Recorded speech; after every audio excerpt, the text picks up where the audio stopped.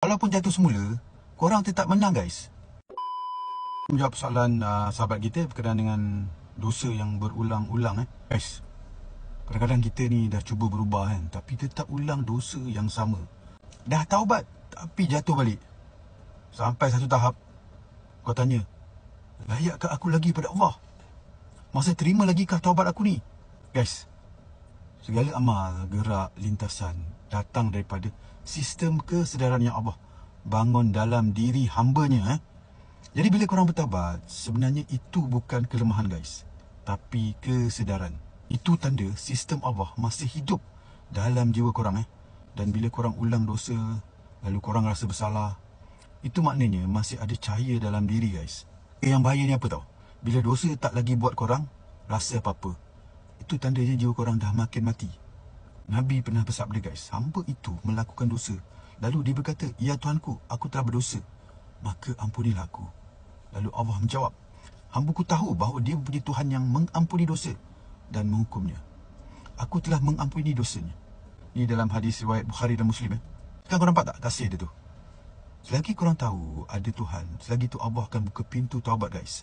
Dan korang tahu tak, rasa bersalah dan kembali kepada Allah itu lebih tinggi daripada amal orang yang sombong dengan ibadahnya guys. Kalau kita tengok ulama tasawuf dan neuroscientist pun sebut benda yang sama guys. Otak akan ulang habit dosa bila gelombang sedar kita lemah.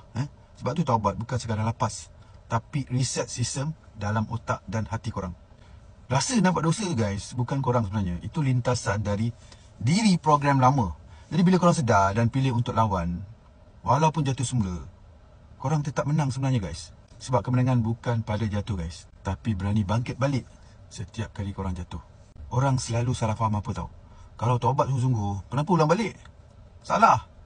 Taubat bukan jaminan korang terus sempurna guys. Taubat tu proses macam korang naik bukit lah. Kadang jatuh, tapi tak bermakna korang tak sedang mendaki. Allah tengok usaha korang menuju dia, bukan rekod bersih korang. Allah maha tahu guys, korang bergelut, korang menangis, korang malu, tapi tetap kembali. Dan inilah nilai sebenar di sisinya. Cara macam mana korang nak kuatkan taubat korang. So yang pertama guys, zikir ya ghafar. Setiap kali lepas solat. Ini antara nama Allah yang melebur rasa jijik pada diri. Kemudian kedua, istighfar waktu sunyi, waktu semua orang tidur. Suara malam tu sebenarnya lebih jujur, tangisan malam lebih tulus. Kemudian nombor tiga, kau bayangkan Allah yang maha lembut sedang peluk jiwa korang. Jadi bila rasa cintanya hidup guys, dosa takkan lagi lazat lah. Nombor empat, jangan tinggal solat walaupun korang rasa kotor. Solat bukan untuk orang suci, tapi untuk orang yang nak kembali disucikan. Guys, kalau korang